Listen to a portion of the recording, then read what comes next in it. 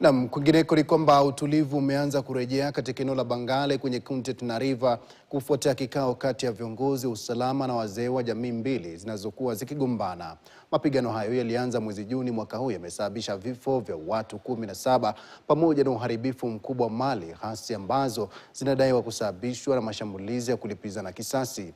Akizungumza baada ya kikao hicho, kamishna eneo hilo la Pwani Rodo Nyancha anasema wazee wa jamii hizo mbili wamekubali kushirikiana na serikali ili kurejesha amani katika eneo hilo. Kamanda wa polisi eneo la Pwani pia ametoa onyo kali kwa wanasiasa kuacha kuwachochea wananchi na kuwataka viongozi kutoka eneo la kaskazini mashariki kukoma kuingilia masuala ya kaunti ya Tana River.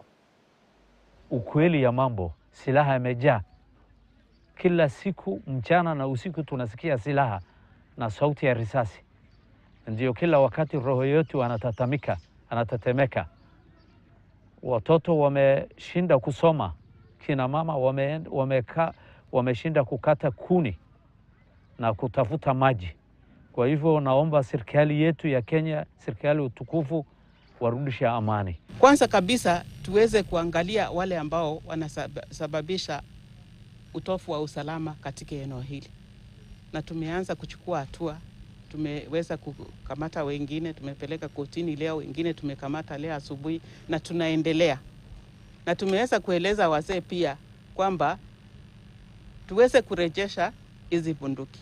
Tumeendelea na kutafuta wale ambao wanachochea, na tunaendelea kutafuta wale ambao wanamiliki hizi silaha. Na ningependa kuambia wanasiasa waache ku incite one community against another.